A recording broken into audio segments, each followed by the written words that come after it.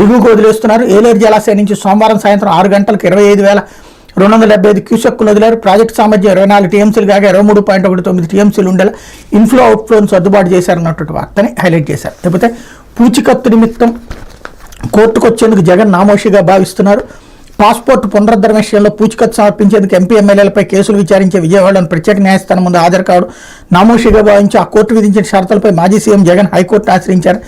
Public prosecutor Menda Lakshminarayana వాదనలు వినిపించారు. 3-4 కిలోమీటర్ల దూరంలో ఉన్న విజయవాడ కోర్టుకు వెళ్లకుండా ఎగ్గొట్టాలని చూస్తున్నారన్నారు అన్నటువంటి వార్తను హైలైట్ చేశారు. అదే సమయంలో జగన్ తరపున సీనియర్ న్యాయవాది పొన్నవోలు సుధాకర్ రెడ్డి వాదనలు వినిపించారు. సీఎంగా ఉన్నప్పుడు పిటిషనర్కు డిప్లొమాటిక్ పాస్పోర్ట్ ఉండేది. పదవి నుంచి దిగిపోయాక సాధారణ పాస్పోర్ట్కి దరఖాస్తు చేసుకున్నారు. పాస్పోర్ట్ 5 ఏళ్ళు రెన్యువల్ చేశాను.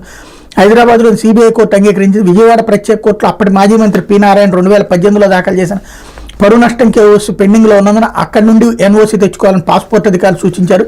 విజయవాడ ప్రత్యేక కోర్టును ఆశ్రయించగా ఏడాదికి మాత్రమే రెన్యువల్కి అనుమతి ఇచ్చింది. 20,000 స్వీయ బాండ్తో పూచికత్తు సమర్పించాలని షరతులు విధించింది అన్నటువంటి వార్తని హైలైట్ చేశారు. లేకపోతే సాక్షి వచ్చేటప్పటికి ముంచింది ప్రభుత్వమే అన్నటువంటి వార్తను హైలైట్ చేసింది. వరద వస్తుందని చెప్పుంటే జాగ్రత్త పడేవాళ్ళం.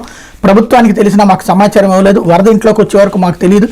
ఇంట్లోని సామాన్లు వరద పాలు, పుస్తకాలు, సర్టిఫికెట్లు కొట్టుకుపోయాయి. పాడైన ఆటోలు, బైకులు, కార్లు, ఇతర వాహనాలు, ఇళ్లు దెబ్బతిన్నాయి. సర్వం కోల్పోయి కట్టుబట్టలతో రోడ్డును పడ్డం. చంద్రబాబు ప్రభుత్వ నిర్లక్ష్యంపై మండిపడుతున్న వరద బాధితులు.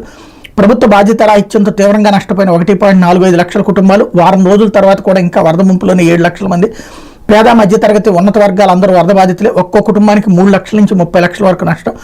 10,000 కోట్ల మేర నష్టపోయిన బాధితులకు పునరావాస కేంద్రాలు లేవు. బాబుకే కలెక్టరేట్లో పునరావాసం అన్నటువంటి వార్తని